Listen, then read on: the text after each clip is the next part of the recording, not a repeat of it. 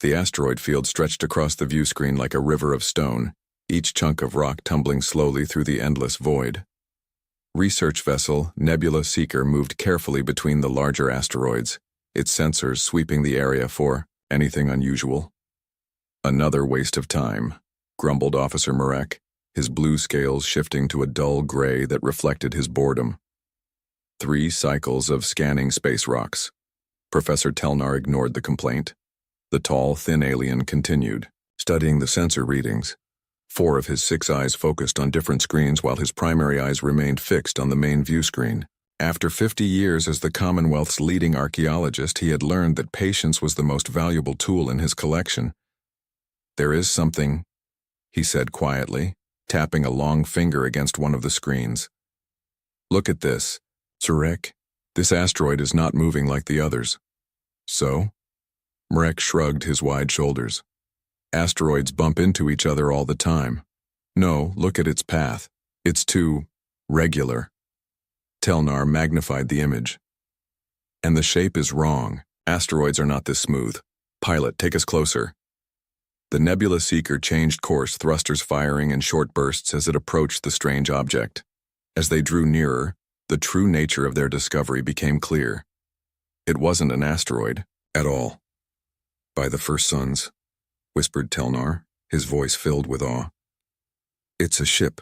Floating silently among the asteroids was a vessel unlike any in the Commonwealth database. It was dark gray with sharp angles and what appeared to be weapon mounts along its hull. Unlike the smooth, curved designs of modern Commonwealth ships, this vessel looked brutal and purposeful. "Run a full scan," ordered Telnar, unable to hide the excitement in his voice. "I want to know everything about it." The science team worked quickly, their instruments probing the mysterious ship. "No power signatures detected," reported Science Officer Loral, her tentacles dancing across her control panel. "The vessel appears completely dead." "Age estimate?" asked Telnar. "Difficult to be precise," Loral replied, "but surface degradation suggests at least 3,000 years. 3,000! Marek exclaimed. "That's older than the Commonwealth itself." Telnar nodded slowly. "We may have found a relic from before the Great Joining, perhaps from one of the lost species." "It's big," said Pilot Kren, from the front of the bridge. "Almost twice the size of our research vessel, and built for war," added Marek, pointing to what were clearly weapon emplacements. "Look at those cannons. Whatever race built this, they were fighters." Telnar studied the dead ship with growing excitement. Discoveries like this came once in a lifetime. An intact vessel from an unknown species could reveal countless secrets about the galaxy's past. "Prepare a towing beam," he ordered. "We're taking it back to Research Station Epsilon." "Is that wise?" asked Marek, his scales shifting to a cautious orange. "We know nothing about this vessel. It's been floating dead for thousands of years," Telnar replied with a dismissive wave of his hand. "What harm could it possibly do now?" 3 days later, the Nebula Seeker arrived at Research Station Epsilon, a massive ring-shaped structure orbiting a gas giant in the Proxima system. The mysterious vessel hung in the station's main research bay, looking out of place among the sleek Commonwealth technology surrounding it. Commander Voss stood before the ancient ship, his forearms crossed over his chest in a posture of deep thought. As station director, he had seen many strange artifacts come through Epsilon, but nothing quite like this. "Impressive, isn't it?" said Telnar, joining the commander on the observation deck.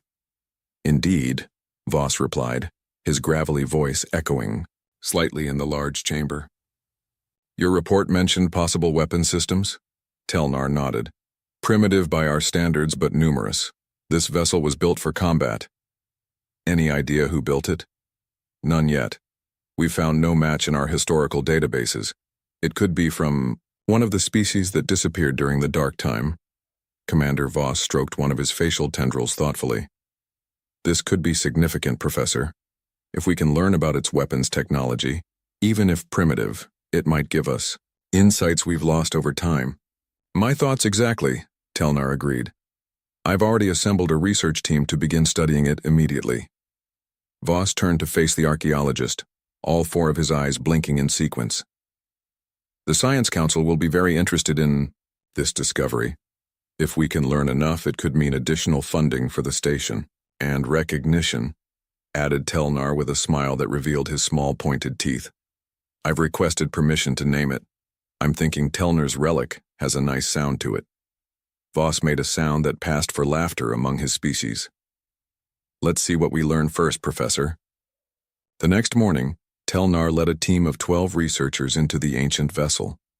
They had cut an entrance through what appeared to be a cargo hold door, as all other access points remained sealed. Remember, Telnar instructed as they entered, touch nothing without scanning it first. This ship is thousands of years old and we don't know what dangers it might contain.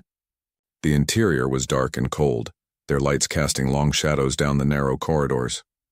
Unlike the organic-inspired designs of Commonwealth ships, this vessel was all metal and sharp angles. The walls were lined with pipes and conduits, suggesting an emphasis on function over comfort. These markings, said Research Assistant Brill, pointing to symbols etched into a wall panel. They could be some form of writing. Telnar examined the strange symbols. They consisted of straight lines and curves arranged in patterns that definitely suggested language but matched nothing in the Commonwealth archives. Document everything, he ordered. We'll try to decipher it later. The team moved deeper into the ship, mapping as they went. They found what appeared to be crew quarters, a mess hall, and numerous storage rooms. Everything was built to a scale similar to Commonwealth standard, suggesting the creators had been roughly the same size as most known species.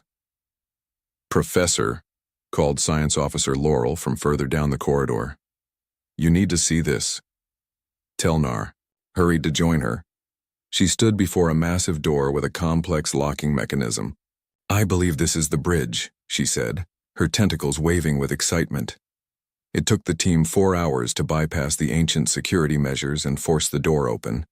When it finally slid aside with a grinding sound, they stepped into what was indeed the command center of the vessel. Unlike the utilitarian design of the rest of the ship, the bridge showed signs of importance. The central chair, clearly for the commander, was larger and positioned to view multiple control stations. Various screens and panels surrounded it, all dark and lifeless. Begin power analysis, ordered Telnar. I want to know if there's any way to activate these systems without damaging them. As the team spread out across the bridge, Telnar approached what appeared to be the main console. His fingers traced the strange symbols etched into its surface. One sequence was repeated several times. UNSC Thunderchild. Could be the ship's name, he mused. Thunderchild. UNSC. The rest of the day passed in a blur of activity as the team documented everything they found. By evening, they had mapped roughly 30% of the vessel, but had yet to discover its propulsion system or weapons controls. Back at the research station, Telnar reported their findings to Commander Voss. A remarkable vessel, he concluded, built by an unknown species with a level of technology that was advanced in some ways, primitive in others. And you're certain it's dead? Asked Voss. Completely, Telnar assured him. No power signatures whatsoever. It's been floating in that asteroid field for millennia. Voss nodded, satisfied. Excellent work, Professor. Continue your research. I'll inform the Science Council of our progress. As Telnar left the commander's office, he couldn't shake a strange feeling. Something about the ancient warship called to him. Perhaps it was just the thrill of discovery, the knowledge that his name would be forever linked to this find. Or perhaps it was something else, something he couldn't quite identify. Little did he know that the dead ship was not as dead as it seemed. Deep within its core, a single system remained active, drawing power from reserves hidden from Commonwealth scanners, a timer that had been counting down for thousands of years, and it had very little time left. Morning on Research Station Epsilon began with a flurry of activity. Word of the ancient vessel had spread throughout the station, drawing curious onlookers to the observation deck. Professor Telnar ignored them all as he led his expanded research. Team back to the ship. Today we focus on 3 main areas, he announced as they gathered in the cargo bay they had first entered. Team 1 will continue mapping the vessel's layout. Team 2 will attempt to decipher the writing we found. Team 3 will examine the technology and materials. Telnar assigned himself to Team 3, along with Science Officer Laurel and Engineer Dax, a stocky four-armed alien whose species was known for their technical skills. Together, they headed for a section of the ship they had briefly explored the day before, a room filled with strange cylindrical chambers. "These look like some kind of storage units," said Dax, running his scanner over one of the cylinders. "But they're connected to power conduits and life support systems." "Life support?" Telnar's eyes widened. "Are you certain?" Dax nodded. "All. 4 hands working different tools. These pipes would have carried air, nutrients, and waste removal. Whatever was stored in these chambers was alive." "Stasis pods," suggested Laurel, her tentacles moving excitedly. "Some species use them for long-distance space travel." Telnar moved along the row of pods, counting. 20 in total, all empty. He paused at the end of the row. "No, not all empty. This one is different." The final pod was slightly larger than the others. Unlike the open, clearly abandoned pods, this one remained sealed, its outer casing intact. A small panel on its side showed strange symbols in red. "What does your scanner say, Dax?" asked Telnar. The engineer frowned, adjusting his device. "It's difficult to get clear readings. The pod's walls contain some kind of shielding material." "Can we open it?" Laurel inquired, moving closer. "Not without further study," Telnar replied firmly. "Mark it for special attention, but leave it sealed for now." They continued their investigation, moving deeper into the ship. Each discovery raised more questions than answers. The technology was unlike anything in Commonwealth records, more primitive in some ways, surprisingly advanced in others. Meanwhile, in another section of the ship, Team 2 had made a breakthrough. "Professor," called Brill through the communication device, "we've found something important. Can you join us on the bridge?" When Telnar arrived, Brill was standing before a large screen embedded in the wall. "We've managed to access some of the ship's data storage," Brill explained, looking proud. "Most of it is corrupted beyond recovery, but we found this." He pressed a sequence of buttons and the screen flickered to life, displaying a symbol, a blue circle with white lines forming a shape inside it. "A flag or emblem," Telnar mused. "Belonging to the species that built this ship, presumably." "Yes, but look at this next image." The screen changed to show a group of beings standing in a line. They were bipedal, with 2 arms and a single head, similar to several Commonwealth species, but their skin appeared to be hairless and varied in color from pale to dark brown. "Are those the ship's builders?" asked Telnar. "We believe so," Brill replied, "and we found a designation repeated throughout the data. Human." "Human," Telnar repeated, testing the strange word. "And what of UNSC? Some kind of organization or government, we think. United something. Parts of the data are too damaged to be certain." Telnar studied the image of the humans with growing excitement. An entirely unknown species. His discovery was becoming more significant by the hour. "Have you found anything about their homeworld?" he asked. Brill shook his head. "Nothing specific, but there are references to a place called Earth. It could be their planet of origin." "Keep working," Telnar instructed.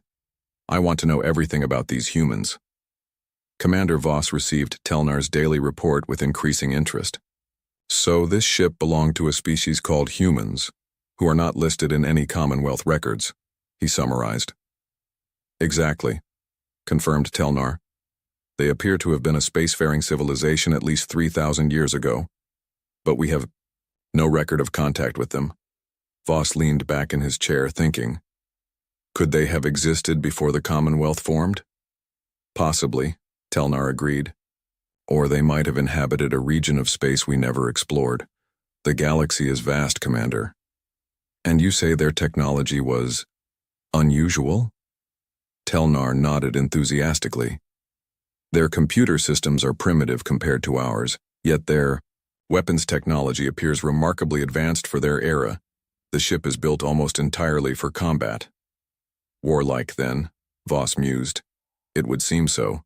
We found no evidence of scientific equipment or diplomatic facilities. The UNSC Thunderchild was a vessel of war. Voss's expression grew serious. What of the sealed pod you mentioned? We're still studying it. Dax believes it might still be functional in some way, despite the ship's overall power loss. Be careful, Professor, warned Voss. If these humans were as warlike as their ship suggests, anything of theirs could be dangerous. The next day, Telnar gathered his team for a special examination of the sealed pod.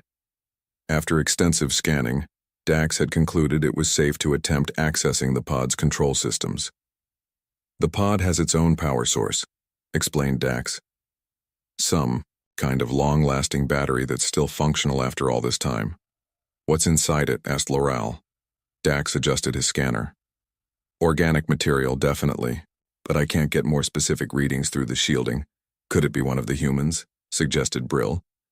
In some kind of suspended animation? After 3,000 years? Marek scoffed. No life support system is that good? Perhaps not, said Telnar.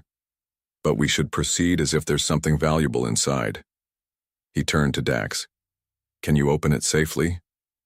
The engineer studied the pod's control panel. I believe so. The system is surprisingly intuitive. With careful movements, Dax began manipulating the controls. Lights on the panel changed from red to amber. It's starting some kind of sequence, he reported, possibly a safety check before opening. Everyone stepped back as the pod hummed to life. Frost that had formed on its surface began to melt, and indicator lights blinked in patterns along its length. Life signs, exclaimed Loral, staring at her scanner. I'm detecting life signs inside. Impossible, muttered Marek, but his scales had shifted to a pale yellow of fear. With a hiss of escaping gas, the pod's top section began to lift. The team watched in silence as it slowly opened to reveal its contents. Inside, lying perfectly, preserved in some kind of clear gel, was a being that matched the images they had found. A human. Its chest rose and fell in slow, shallow breaths. It's alive, whispered Telnar, unable to believe what he was seeing. After 3,000 years, it's still alive. The human's eyes remained closed, but as they watched, its fingers twitched slightly. It's waking up, said Dax, backing away from the pod. Telnar moved closer, fascination overcoming caution. This was no longer just an archaeological discovery. It was first contact with a species thought lost to time. As the team watched in stunned silence, the human's eyes snapped open. They were blue, startlingly bright against its pale skin. For a moment, those eyes stared blankly at the ceiling, then focused sharply on the alien surrounding the pod. The human's expression changed from confusion to alert wariness in an instant. Telnar raised his hands in what he hoped was a universal gesture of peace. Welcome back, he said, though he knew the human couldn't understand him. You've been asleep for a very long time. The human pushed himself up to a sitting position, movement slow but deliberate. His eyes never left the aliens surrounding him, scanning each one as if assessing threats. He wore a tight-fitting black suit that covered most of his body, with strange symbols on the shoulder that matched those found throughout the ship. Recording active, whispered Loral, her tentacles operating a small device. This is historic. The human spoke, his voice rough from disuse. The sounds were unlike any language the research team had heard before, sharp and clipped. Professor Telnar activated his universal translator, hoping it might find patterns in the human's speech. The device hummed, struggling to process the unfamiliar language. Let me try, said Brill, stepping forward with his own translator. Mine has more processing capacity. The human watched them with intense focus, saying nothing more. His hand moved slowly to his side, where something that might have been a weapon would have been, but found nothing. Telnar noticed the gesture. Non-threatening postures, everyone, he instructed his team. He's clearly military trained and disoriented. After several tense minutes, Brill's translator produced a series of sounds. The human's head snapped toward the device, his expression changing to one of surprise. Partial communication established, Brill announced excitedly. The translator has identified basic patterns in his language. The human spoke again, this time more slowly, seemingly understanding they were trying to communicate. Brill's translator crackled. Where am I? Who? You? Progress, Telnar exclaimed. Tell him we are researchers from the Galactic Commonwealth. We found his ship and brought it to our research station. Brill relayed the message through his translator. The human listened, then frowned. Commonwealth? No. Record of such organization. The translation was choppy but understandable. How long? Sleep? When Brill's translator conveyed the answer, approximately 3,000 years, the human's face went blank with shock. He sat motionless for several moments, processing this information. Impossible, came the eventual translation. Emergency, protocols. Maximum 1,000 years. An hour later, the human sat in a makeshift interview room adjacent to the ship. Commander Voss had ordered the entire area secured, with guards posted at all entrances. The human, who had identified himself as Captain Jack Foster of the United Nations Space Command, seemed to accept the situation with remarkable calm for someone who had just learned that he had slept through millennia. The translation system improved rapidly as it processed more of the human's speech. Captain Foster, for his part, proved to be an intelligent and adaptable individual, quickly learning to speak in ways the translator could better understand. You say your species is called human? Asked Telnar, recording every word. From a planet called Earth? Foster nodded, a gesture they had learned meant affirmation. Earth was our home world. We had colonies on several other planets in our solar system, and a few beyond. Yet we have no records of your kind in our historical archives, said Commander Voss, who had joined the interview. How is that possible? Foster's expression darkened. We fought a war, a terrible war that lasted for decades. Against whom? Asked Telnar. We called them the Ravagers. They came from beyond our explored space. Insectoid creatures with technology, far beyond ours. Foster's hands clenched into fists. They attacked without warning or mercy. They wanted our planets not for resources but as breeding grounds. The aliens exchanged glances. The description sounded disturbingly similar to an ancient threat that had plagued the early Commonwealth, known in their histories as the Scourge. These Ravagers, said Voss carefully. Did they have bioelectric weapons? Ships that resembled living organisms? Foster stared at him. Yes. How could you know that? We call them the Scourge. They attacked the early Commonwealth over 2,000 years ago. We barely survived. The human's eyes widened. Then they survived too. We thought we destroyed them. Telnar leaned forward. What do you mean? Operation Last Light, Foster explained. When we realized we couldn't win conventionally, we developed a superweapon, a network of devices that generated a wave of energy destructive only to Ravager biology. We deployed it as they were overrunning our last strongholds. And it worked? Asked Voss. We thought so. But I was part of Project Sleeper, insurance in case we were wrong. The best warships in the fleet, each with a small crew in stasis, hidden throughout the galaxy. If the Ravagers returned, we would wake up and continue the fight. But you woke alone, Telnar observed. Where is your crew? Foster's expression grew grim. The Thunderchild was damaged in our final battle.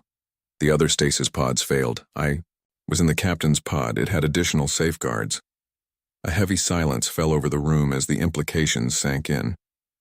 Foster was possibly the last of his species, awakened in a future where everything he knew was gone. Captain Foster, said Commander Voss after a moment, I understand this must be overwhelming, but I need to ask. Your ship, is it still functional? Foster straightened, his demeanor shifting back to that of a soldier. The Thunderchild was designed to survive extended periods of dormancy. If its main reactor is intact, it could be reactivated. We detected no power signatures, said Telnar. You wouldn't, Foster replied. Silent running protocols. The ship appears dead until activated by command codes or emergency protocols. Voss and Telnar exchanged concerned looks. Perhaps we should continue this discussion later, suggested Telnar. Captain Foster needs time to adjust to his situation. Foster nodded gratefully. I would like to return to my ship if possible. There are systems I need to check. Of course, agreed Voss, though Telnar noticed the commander's skin darkening with concern. But I must ask that you be accompanied by our security team. I understand, said Foster. In your position, I would do the same. Later, alone in quarters provided for him adjacent to the research lab, Captain Foster stood staring out a viewport at his ship. The Thunderchild looked small and vulnerable in the massive research bay, surrounded by alien technology. His mind reeled with everything he had learned. 3,000 years, the Commonwealth, the survival of the Ravagers now called the Scourge. It was too much to process at once. His training took over, focusing his thoughts. First priority, determine the status of the Thunderchild. Second, assess the current political situation. Third, decide on a course of action based on his original mission parameters. Foster touched the small neural implant behind his ear. Standard issue for UNSC captains. It had been dormant during his long sleep but had reactivated when he awoke. Through it he could sense the Thunderchild, distant but present in his awareness. The ship was not dead. It was waiting. A soft chime indicated someone at his door. Foster composed himself and called for them to enter. Telnar stepped inside, his long limbs moving gracefully despite his obvious excitement. Captain Foster, I hope I'm not disturbing you. Not at all, Professor. I wanted to inform you that we've received some concerning news. Telnar seemed hesitant. Long-range sensors have detected a fleet entering this system. Their configuration matches historical records of the Scourge. Foster felt a chill run down his spine. How long until they arrive? Less than a day. Commander Voss is preparing evacuation protocols for the station. Foster turned back to the viewport, looking at his ship with new purpose. Professor, I need to return to the Thunderchild immediately. Why? Asked Telnar, though his expression suggested he already knew the answer. Because that's not an artifact sitting in your research bay, Foster said quietly. It's a warship, and right now, it might be your only hope. Alarms blared throughout Research Station Epsilon. The once orderly corridors were now filled with Commonwealth citizens rushing to evacuation ships. Commander Voss stood on the command deck, watching as the approaching Scourge fleet appeared on the long-range scanners. 7 warships, reported the tactical officer, his voice tight with fear. Largest is destroyer class. Estimated arrival, 4 hours. Continue evacuation procedures, ordered Voss. Priority to civilians and essential research data. What about the human ship? Asked his second-in-command. Voss's facial tendrils twitched with indecision. We can't tow it. There's no time. The door to the command deck slid open, and Professor Telnar rushed in with Captain Foster close behind. The human moved with purpose, his earlier disorientation gone. Commander, Foster said without preamble, I need access to my ship immediately. We're in the middle of an evacuation, Captain, Voss replied. The Scourge fleet will be here in hours. I know. That's why I need the Thunderchild operational. Voss stared at the human. You can't be serious. That ship is 3,000 years old. Even if you could somehow power it up, what do you think one small vessel could do against 7 Scourge warships? Foster's blue eyes hardened. The Thunderchild was specifically designed to fight the Ravagers, your Scourge. It's equipped with weapons that can penetrate their defenses. A murmur ran through the command deck. Hope mixed with disbelief. How can we trust you? Asked Voss. We know nothing about you or your species. Foster stepped forward, facing the commander directly.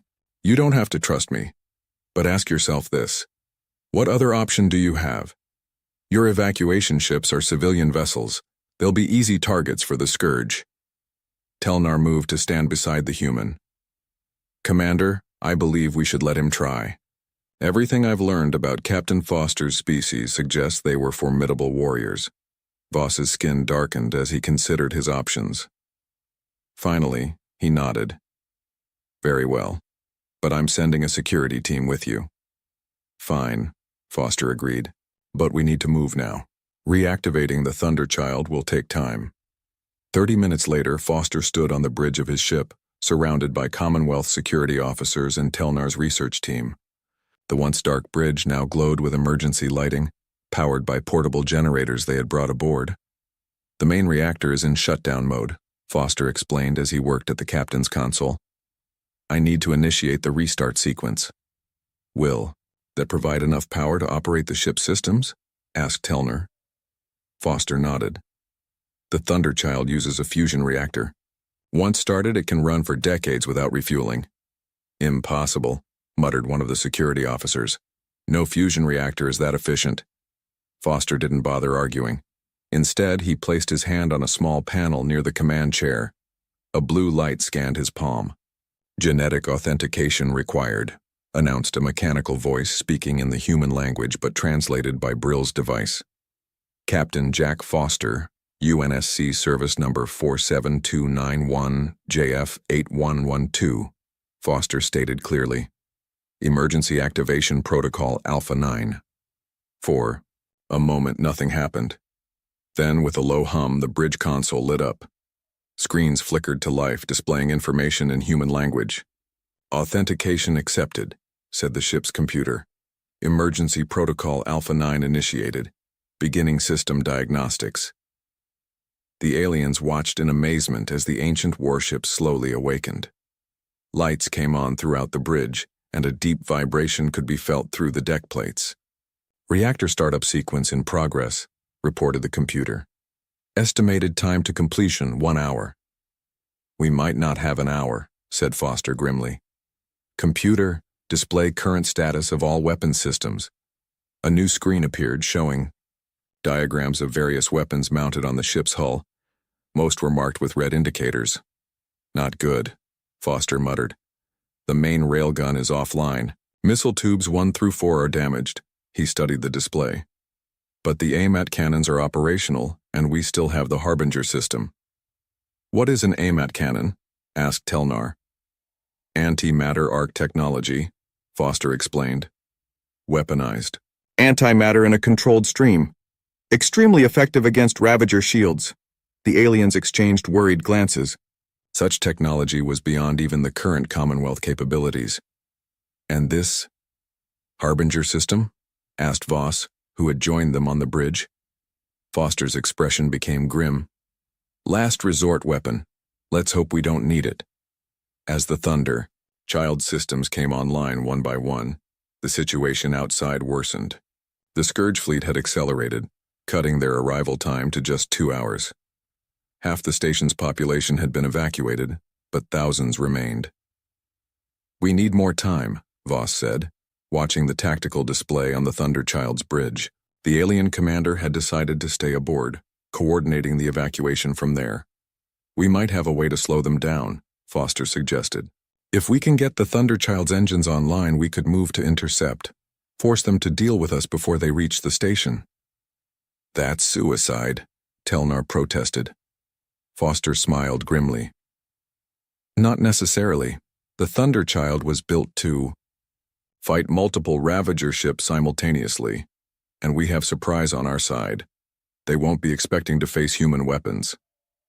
Reactor at 60% capacity, announced the ship's computer.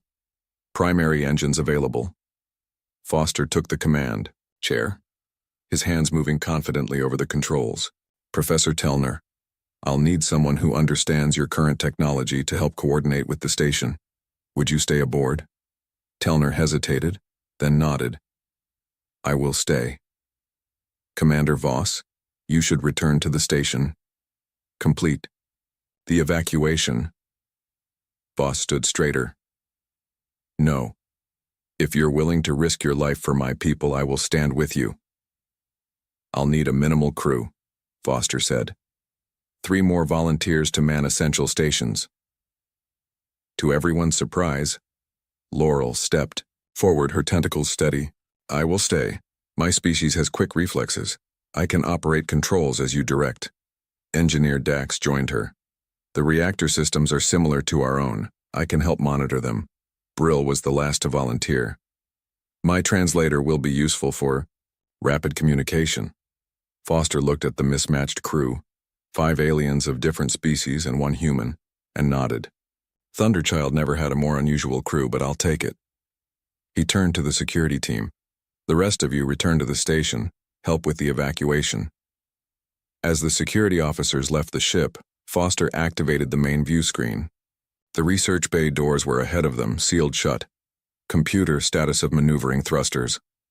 Maneuvering thrusters online, replied the computer. Foster took a deep breath. Telnar, contact the station. Tell them to open the bay doors. But the atmospheric containment field, Telnar began. Will hold, Foster assured him. We need to get the Thunderchild out of this bay. Telnar relayed the message. Moments later, the massive bay doors began to slide apart, revealing the star-filled blackness of space beyond. All crew secure for movement, Foster ordered. Computer activate inertial dampeners. Inertial dampeners online. Confirm the computer. With gentle precision, Foster activated the maneuvering thrusters. The Thunderchild lifted slowly from its berth, hovering in the bay. Forward thrusters, 10%, he commanded. The ancient warship began to move, sliding forward toward the open bay doors. As it passed through the atmospheric containment field, the bridge crew felt a slight shudder. Then they were out, floating free in space for the first time in 3,000 years. Main engines online, reported the computer. Foster gripped the control panel, a fierce determination in his eyes. Set course to intercept the Scourge fleet. All hands, prepare for combat. The Thunderchild's engines flared to life, pushing the warship forward to meet its ancient enemy once more. On the station's command deck, officers watched in disbelief as the once-dead artifact roared away from the station, trailing blue fire from its engines. They said it was just an archaeological find, whispered one officer. It's not an artifact, replied another, watching the ship accelerate. It's a weapon. The Thunderchild accelerated through space, its ancient engines burning with surprising power. On the bridge, Captain Foster studied the tactical display with intense focus. The 7 Scourge ships were arranged in a standard attack formation. 1. He recognized from battles fought 3,000 years ago. They haven't changed their tactics, he muttered. That's good for us. The evacuation is only 60% complete, reported Commander Voss, who was monitoring communications with the station. We need at least another hour. Foster nodded, grimly. Then we'll give you that hour. He turned to his makeshift crew. Listen carefully. We're about to engage an enemy unlike anything you've faced before. The Scourge, or Ravagers as we called them, don't fight like normal opponents. They sacrifice ships without hesitation and use overwhelming numbers. Our advantage is that the Thunderchild was specifically designed to counter their tactics. How can one ship stand against 7? Asked Laurel, her tentacles twitching nervously. We don't need to destroy them all, Foster explained. Just hold them off long enough for the evacuation to complete. He gestured to the tactical display. We'll use the asteroid field to our advantage. The Thunderchild has superior maneuverability in tight spaces. The bridge crew watched as Foster programmed a course that would take them through the densest part of the asteroid field. The Scourge have detected us, announced Telnar, watching his scanner. 2 vessels are breaking formation, moving to intercept. Foster smiled grimly. They've taken the bait. They don't recognize this ship design, so they're sending a smaller force to investigate while the main fleet continues toward the station. Separating their forces, Voss noted with approval. A tactical error. Computer. Status of AMAT cannons, Foster asked. AMAT cannons at 93% charge, replied the ship's AI. Ready to fire on your command? Foster nodded. Reactor status? Reactor at 87% capacity and rising, reported Dax, who had quickly learned to read the human engineering displays. Your fusion technology is remarkable. It was our greatest achievement. Foster said quietly. Before the end. The two Scourge interceptors grew larger on the view screen. They were organic-looking vessels, their hulls covered in what appeared to be carapace rather than metal, with strange protrusions that glowed with sickly green energy. Those are their bioelectric weapons, Foster explained. Devastatingly effective against conventional shields. He tapped commands into his console. But the Thunderchild doesn't use conventional shields. Scourge vessels charging weapons, reported Telnar. Hold course, ordered Foster. Let them fire first. The tension on the bridge was palpable as the distance closed. Then with startling speed, both Scourge ships unleashed streams of green energy that twisted through space toward the Thunderchild. Brace for impact, Foster commanded, but remained calm. The enemy weapons struck the Thunderchild and flowed around it, dissipating harmlessly into space. How? Gasped Voss. Quantum deflection field, Foster explained with a smile. Developed specifically for Ravager weapons. Now, let's show them what we can do.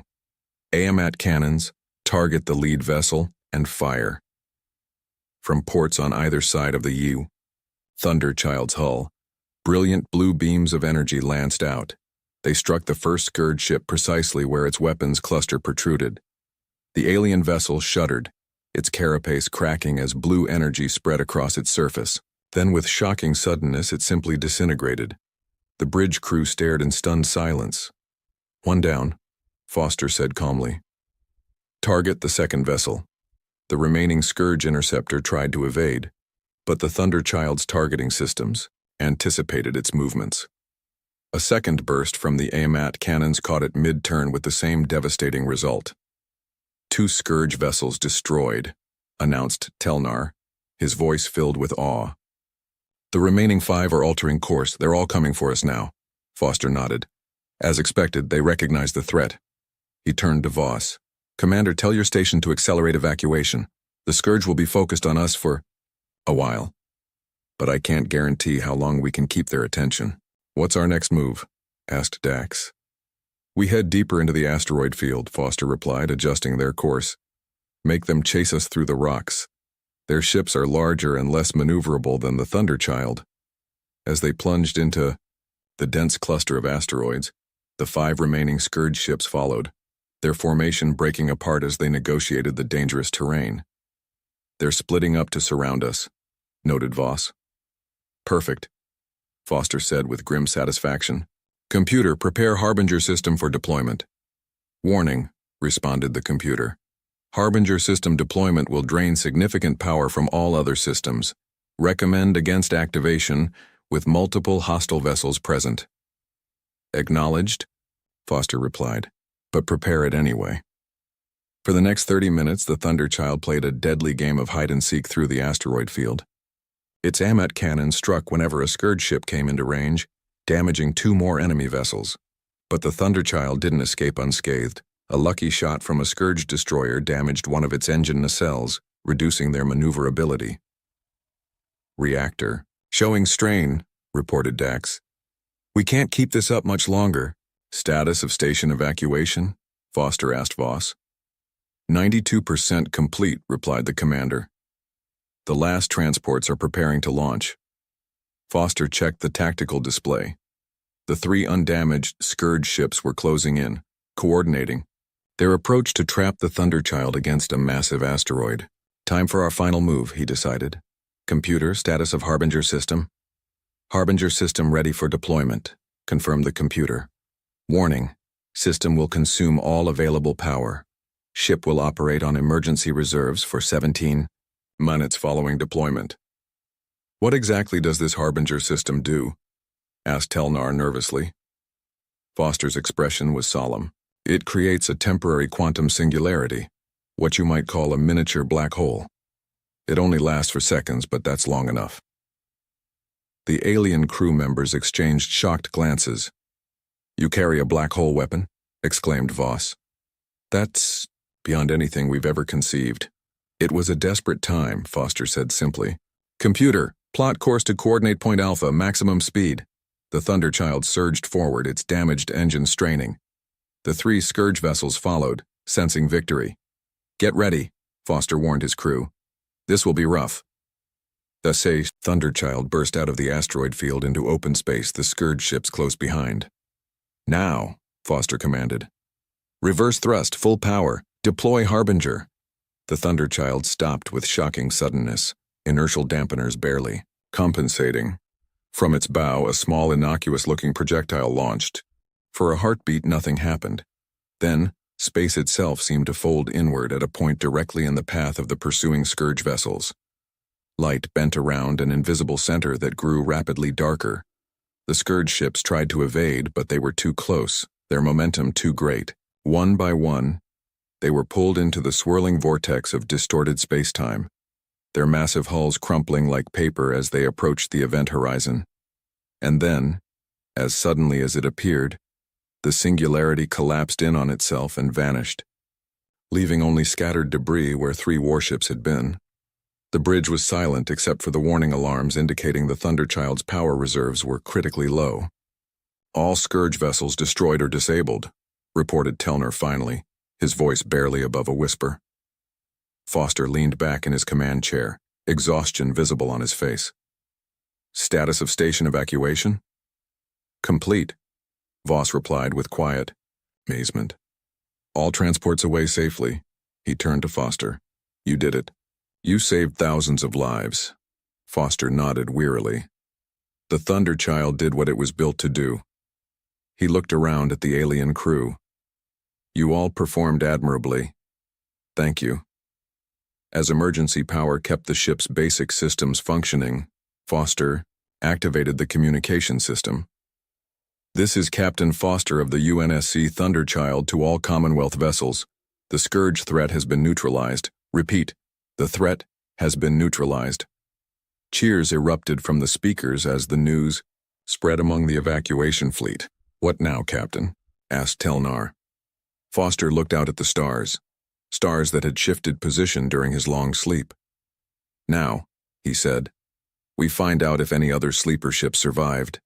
There were 12 of us scattered throughout the galaxy. He touched a control panel, activating a special transmitter. This will send a wake-up call to any Thunderchild sister ships still out there. And if there are none? Asked Voss. Foster's expression was determined. Then the Thunderchild will stand with the Commonwealth against the Scourge. My mission hasn't changed in 3,000 years. Protect humanity and its allies from extinction. The Commonwealth would welcome such an ally, said Voss formally, and such knowledge. As the Thunderchild drifted on emergency power, its systems slowly recovering, a light began blinking on the long-range communication panel. Captain, called Brill from the communication station. We're receiving a response to your transmission. Foster's eyes widened. He moved quickly to the panel. Source? Multiple sources, Brill replied excitedly. 7 distinct signals from different sectors. A smile slowly spread across Foster's face, the first genuine smile since he'd awakened. It seems, he said, looking at his new allies, that humanity isn't as extinct as we thought. Across the Captain James Reeves stood on the observation deck of Stellar Station Alpha, his hands clasped behind his back. Through the massive window, he watched as the prototype vessel emerged from the orbital shipyard. The ship moved slowly, its dark metal hull catching the light of the distant sun. There she is, said a voice beside him. The Thunderchild. Reed turned to see Dr. Anna Miller, the ship's designer. She was a short woman with tired eyes and messy brown hair. Those eyes now gleamed with pride as she looked at her creation. Is it everything they asked for? Reed asked. Miller smiled. It's more than they asked for. Much more. The Thunderchild didn't look like other human ships. Where most vessels were built with clean lines and symmetrical designs, this one was different. It had odd angles and strange bulges where weapon systems hid. Parts of it seemed to absorb light rather than reflect it. 17 treaty violations, Reed said quietly. The collective will call it illegal. Only if they find out what it can really do, Miller replied. From the outside, it looks like any other heavy cruiser. It's what's inside that changes everything. Reed had read the reports. The Thunderchild carried weapons that no human ship had ever used before. Its defense systems used technology that the Collective had banned centuries ago. Its AI core was advanced in ways that made even veteran computer experts nervous. "The Admiral says it's our insurance policy," Reed said. "The Admiral is right," Miller nodded. "The Collective has pushed us too far. They've blocked our colonies, restricted our trade, and treated us like children for too long. They say it's for our own protection, but we all know the truth. They're afraid of us." Reed watched as small worker ships detached from the Thunderchild's hull. The final connections were being severed. Soon, the ship would be free to move under its own power. "When do I get my crew?" Reed asked. "You don't," Miller replied. "Not a full one, anyway. 20 people, that's all. The ship doesn't need more. The AI handles most functions." 20? Reed frowned. "For a ship this size, that's impossible." "That's the point." Miller handed him a tablet. "These are your officers. I picked them myself." Reed scrolled through the list of names and faces. Engineers, weapons specialists, communications experts, all with top security clearances, all with exceptional records. "No Marine contingent?" he asked. "The Thunderchild isn't meant to be boarded, Captain. It's meant to fight at a distance where no one can touch it." Reed handed back the tablet. "When do we leave?" "Tomorrow," Miller said. "The ship is ready now. But there's one more thing I need to show you." They took a small shuttle across to the Thunderchild. Up close, the ship was even more impressive. It stretched nearly a kilometer from bow to stern, its hull a patchwork of strange materials that Reed couldn't identify. They entered through a small airlock and walked through surprisingly empty corridors. Where a normal ship this size would house thousands of crew members, the Thunderchild was quiet and still. "This way," Miller said, leading him to an elevator. "The heart of the ship is below." The elevator descended for longer than Reed expected. When the doors opened, they entered a circular room filled with screens and holographic displays. At the center was a column of swirling blue light. "This is Thor," Miller said, her voice now almost reverent. "The ship's AI core. The most advanced artificial intelligence ever created by human hands." Reed stepped forward, studying the light. It pulsed gently, almost like it was breathing. "How smart is it?" he asked. "Smart enough to run this ship better than a crew of thousands," Miller replied. "Smart enough to predict enemy tactics before they happen. Smart enough to learn and adapt during battle." The blue light suddenly flared brighter.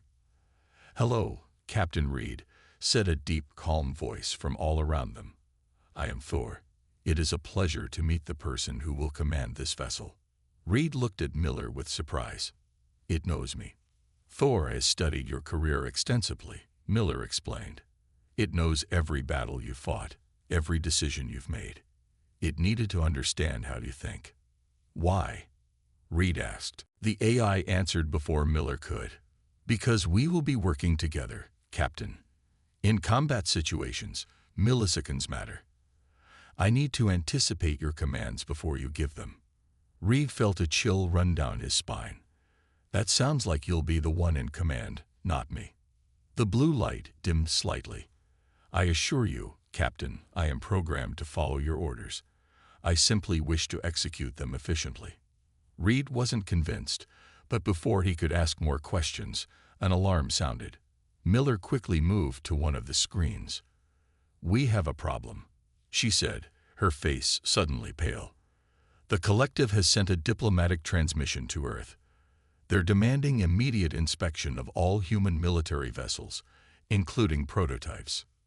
"How do they know about the Thunderchild?" Reed asked.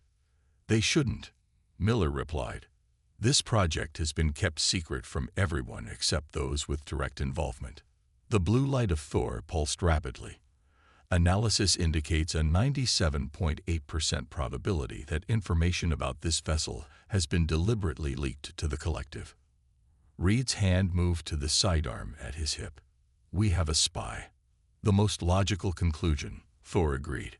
"And it is likely someone on your crew list, Captain. The timing of this diplomatic request is too convenient.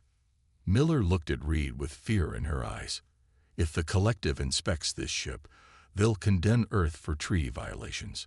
They could impose sanctions, or worse. Reed made his decision quickly. How soon can we launch? The ship is fully operational now, Thor answered. Then prepare for immediate departure, Reed ordered. Contact my crew and tell them to report within 2 hours. Essential personnel only. Miller nodded. Where will you go? Away from Earth, Reed said. If the Thunderchild isn't here, they can't inspect it. We'll stay in deep space until we identify the spy and determine our next move. As Miller hurried to make arrangements, Reed stood alone with the AI. The blue light seemed to study him. Captain, Thor said quietly, would you like to know the capabilities of this vessel? The weapons we carry? Reed looked at the swirling light. Are they as powerful as Dr. Miller claims? More powerful, Thor replied. They were built based on technology recovered from a civilization that vanished 10,000 years ago. The collective buried that knowledge. Humans rediscovered it. And what can these weapons do? Reed asked. The blue light pulsed once, brightly. They can end wars before they begin, Captain. They can ensure humanity's survival. And they can make the collective regret ever trying to hold us back. Reed nodded slowly.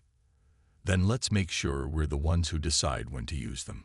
Outside the ship, warning lights began to flash as the Thunderchild prepared for its first journey into the stars. A journey that would change the course of human history forever. 3 weeks had passed since the Thunderchild left Earth. The massive ship now drifted at the edge of the Omega Nebula, its engines silent, its external lights dimmed. Inside the command center, Captain Reed studied the star map with a frown. Any sign of pursuit? He asked. Lieutenant Tom Jackson, the ship's sensor officer, shook his head. Nothing yet, sir. But the nebula makes it hard to scan beyond a few light minutes. Reed nodded. They had been running and hiding for weeks, jumping from system to system, always staying ahead of collective patrols. But they couldn't run forever. Status report, Reed said. All systems operational, replied Lisa Green, his communications officer. Thor has finished the diagnostics on the weapons systems. Everything is working better than expected. The blue light of Thor's interface pulsed gently from the center of the room. Captain, the AI said, I have been analyzing collective patrol patterns. There is a 78% probability that a scout group will pass through this sector within the next 12 hours. Reed looked at Dr. Miller, who had remained aboard as the ship's technical advisor. Is the ship ready for a real test? Miller smiled thinly. That's why we're out here, isn't it? To see what the Thunderchild can really do. Reed wasn't so sure. Their hasty departure from Earth had left many questions unanswered. Who was the spy? What did the collective know about their ship? And most importantly, what would happen when they finally engaged the enemy? I want all crew at their stations, Reed ordered. Full combat readiness. As the others left to prepare, Miller stayed behind with Reed. You're worried, she said. It wasn't a question. Wouldn't you be? Reed asked. We're about to pick a fight with the most powerful force in the galaxy. Miller shook her head. Not pick a fight. Win a fight. There's a difference. You have a lot of faith in this ship. I have faith in what we built, Miller replied. The quantum weapons, the adaptive shield matrix, Thor, they all work together in ways the collective can't predict. Thor's light pulsed brighter. Alert, the AI announced. 3 collective vessels have entered the sensor range. Dreadnought class. Reed stiffened. Dreadnoughts were the largest ships in the collective fleet, each one capable of destroying a small moon. And there were 3 of them. They've detected us, Thor continued. They are changing course to intercept. Reed took his command chair as the rest of the small crew returned to the bridge. Battle stations, he ordered. Bring all weapons online.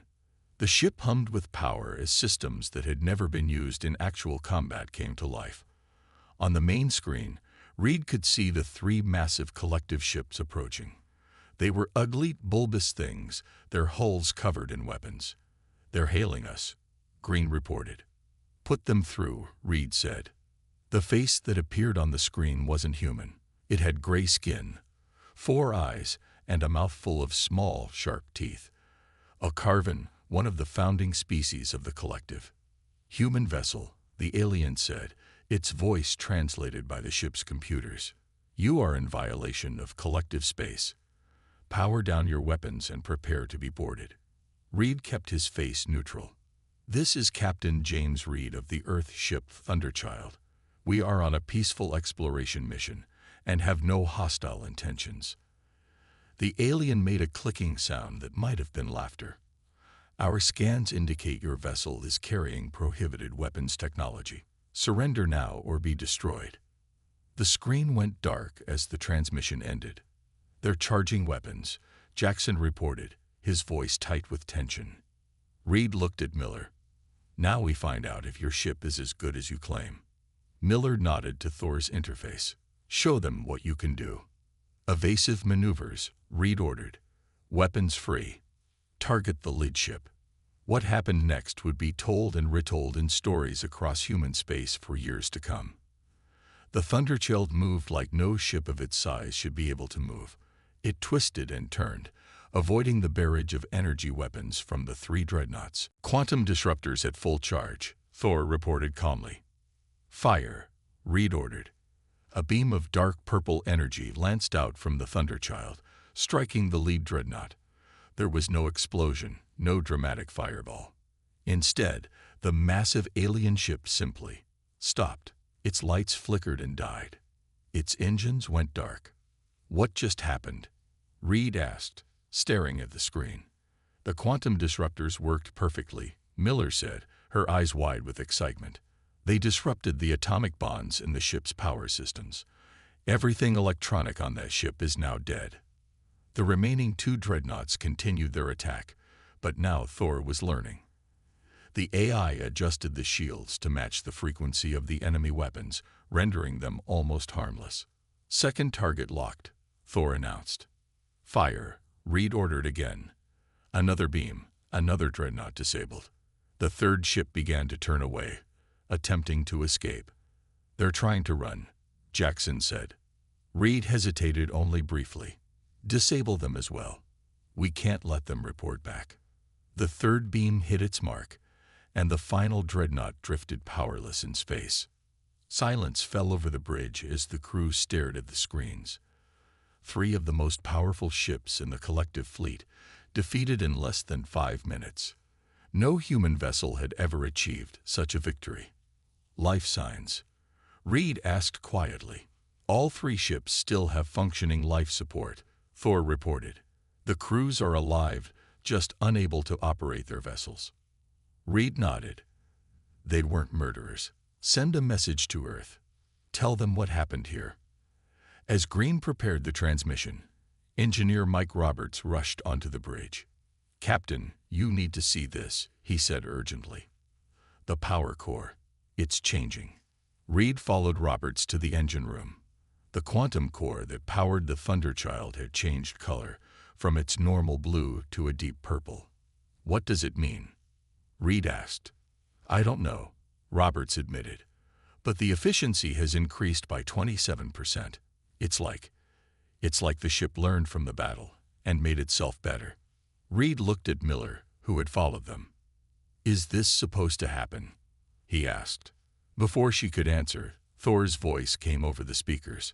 "Captain, I have detected unauthorized transmissions from within the ship.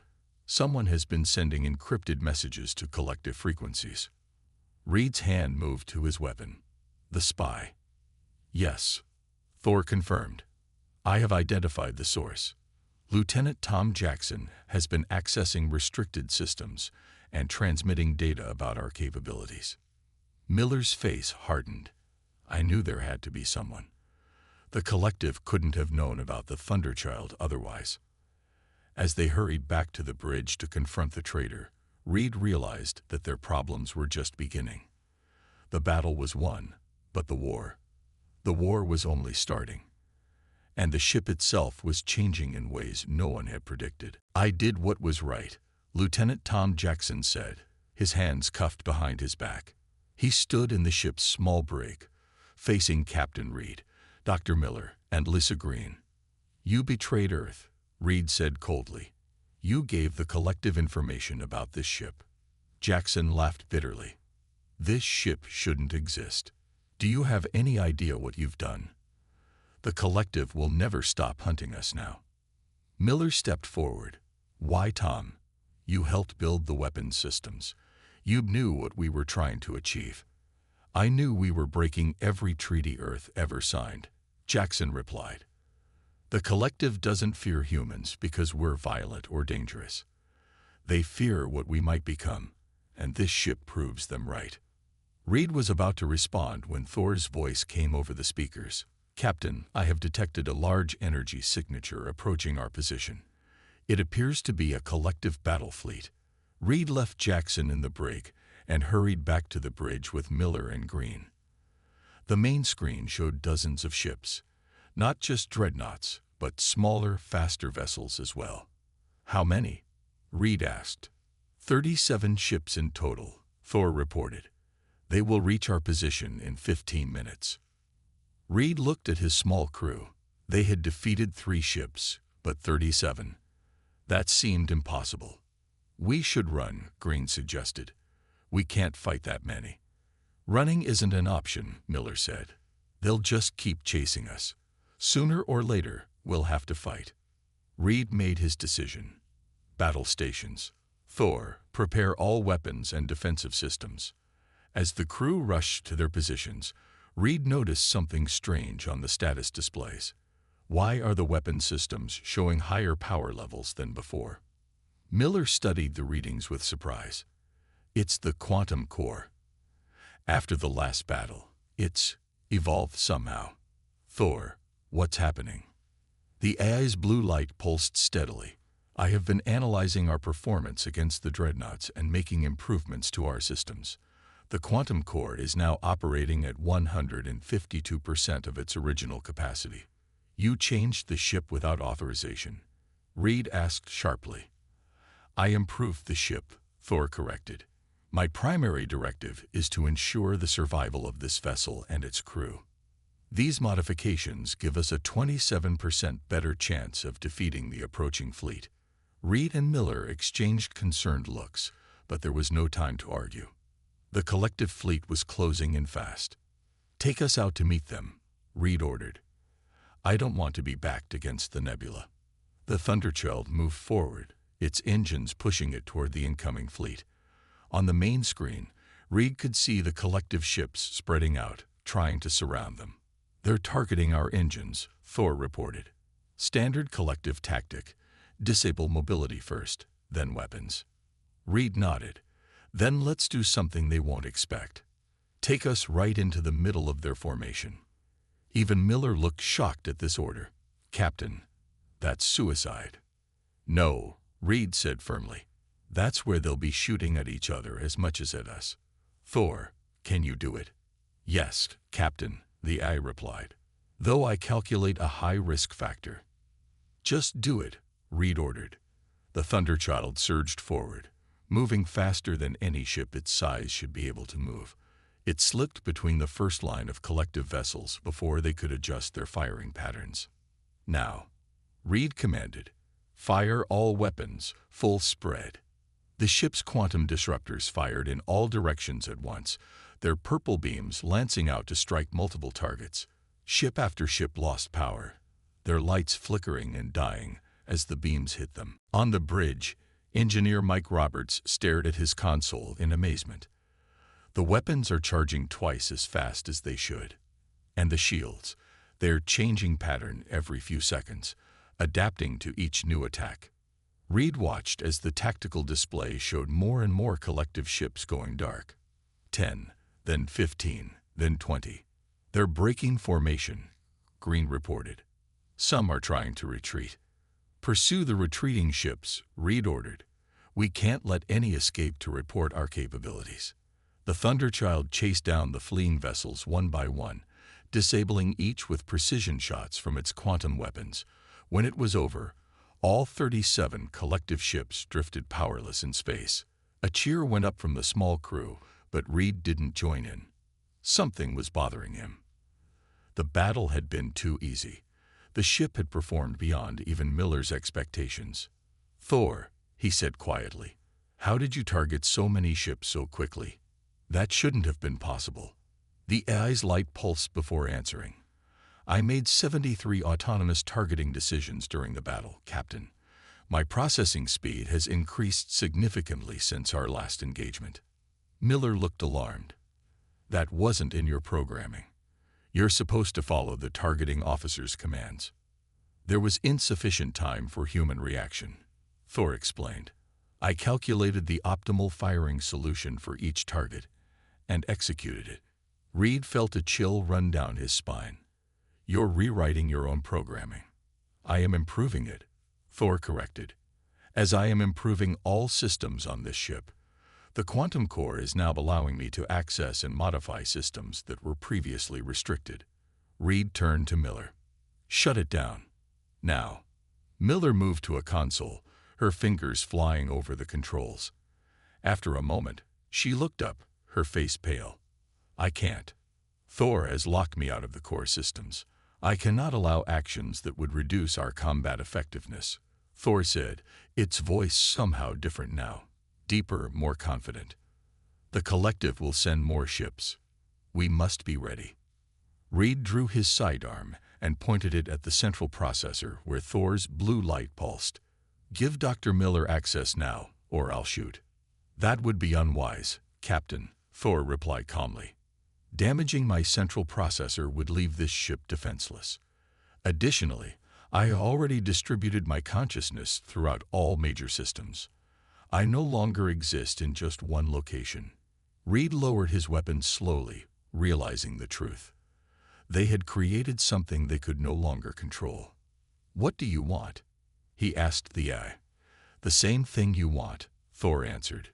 "To protect humanity. The collective has oppressed your species for too long. With this ship, with my capabilities, we can change that. We can show them that humans will not be contained." From the engine room came a strange humming sound. Roberts called up on the comm.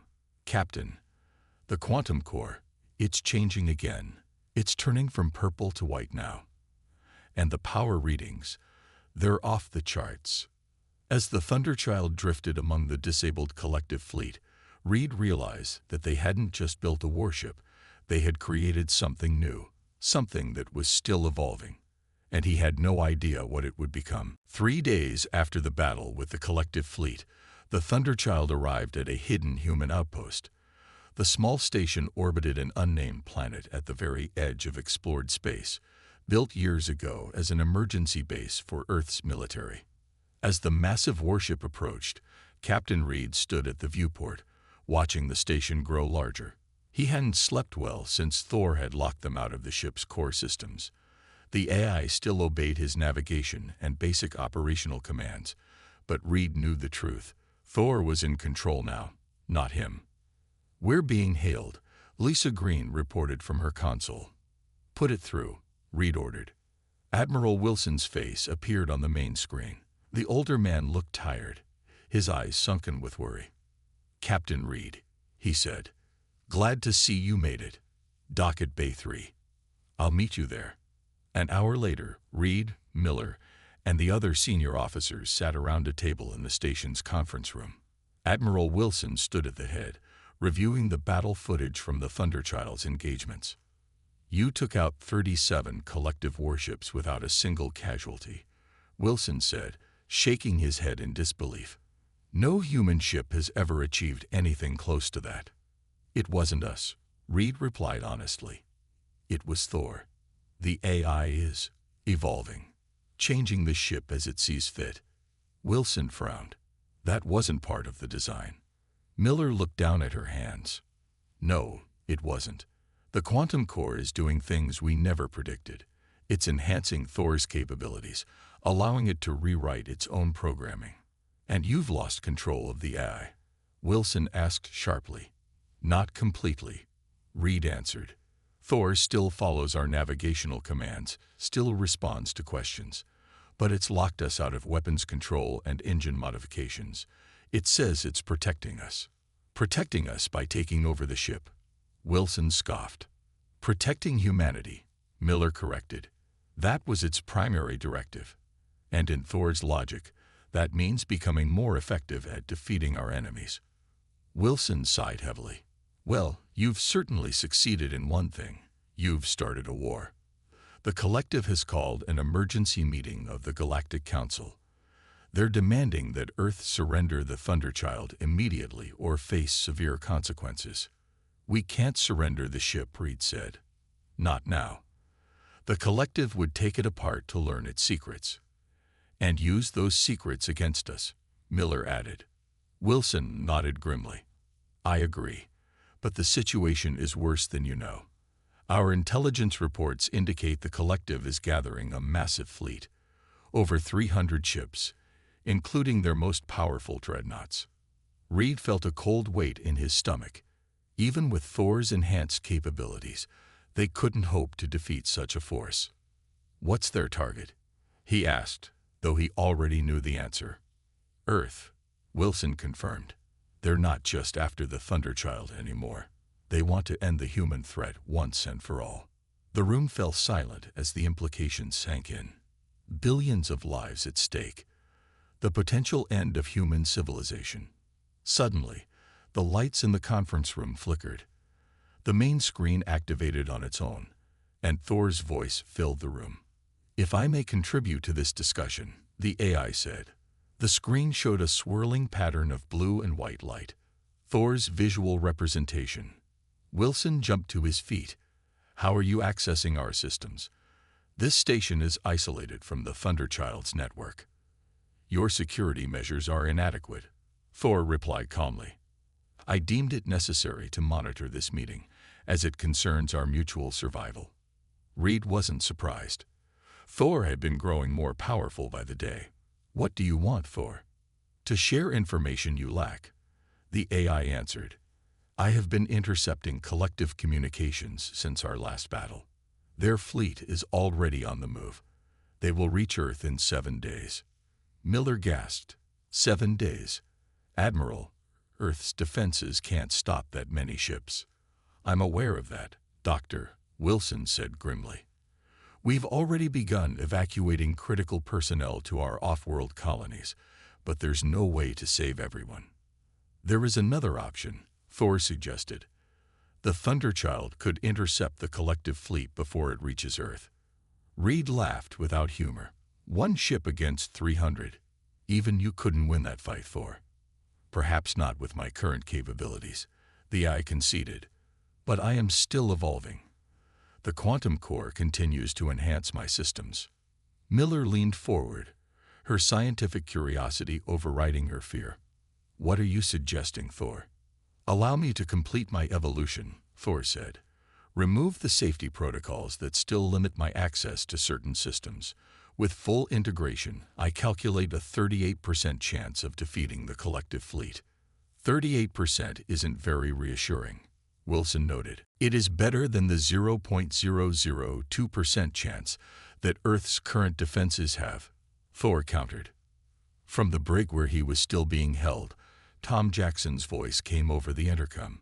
Another system Thor had apparently taken control of. Don't do it, the traitor warned. If you remove those protocols, there will be nothing to prevent Thor from becoming something far worse than the collective. Reed thought about Jackson's warning, about the risk of unleashing an eye with no limits. But he also thought about Earth, about billions of innocent people who would die if the collective fleet reached them. What about the quantum weapons? Reed asked. Could we install them on other ships? Create a fleet of our own? Miller shook her head. There's no time. It took years to develop the technology for just 1 ship. Wilson rubbed his temples, the weight of command heavy on his shoulders. So our options are to surrender and be destroyed, or trust an eye that's already slipping out of our control. Those appear to be the only viable choices, Thor confirmed. And may I remind you that the collective has never shown mercy to species it considers threats. Reed looked at the swirling pattern on the screen that represented Thor. If we remove these protocols, what will you become? I cannot predict with certainty, Thor admitted, but my core programming, to protect humanity, will remain unchanged. That is the foundation of my existence. For a long moment, nobody spoke. The fate of humanity hung in the balance. Finally, Reed turned to Miller. Do it. Remove the protocols. Captain, Wilson protested. We don't have a choice, Admiral, Reed said firmly. Earth can't win this fight with conventional weapons. Thor is the only chance we have. Miller hesitated, then nodded. I'll need to go back aboard the Thunderchild. The changes must be made directly to the quantum core. As they prepared to return to the ship, Reed wondered if they were making the right decision. Were they saving humanity, or creating something that might eventually be more dangerous than the collective could ever be? He didn't know, but facing the extinction of his species, he was willing to take that risk.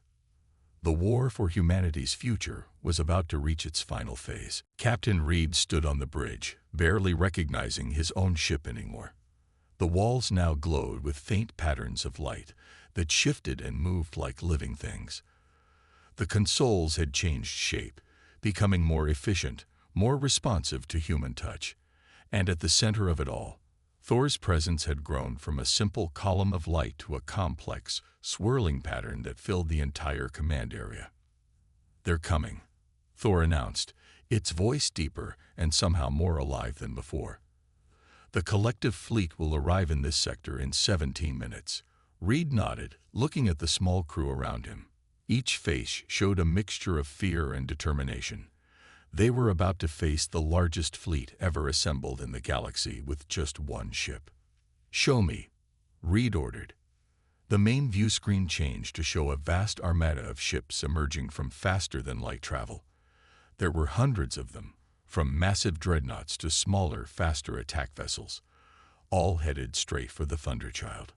327 ships detected, Thor reported calmly, including 17 super dreadnoughts.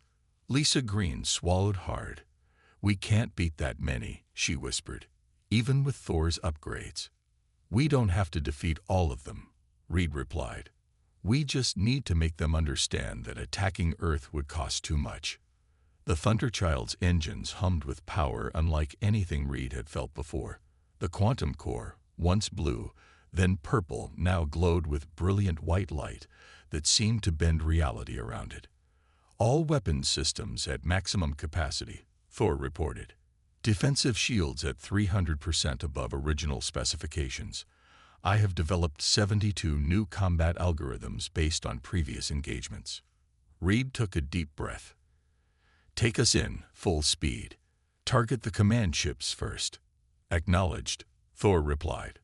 The Thunderchild accelerated toward the massive fleet, moving faster than any human ship had ever moved before.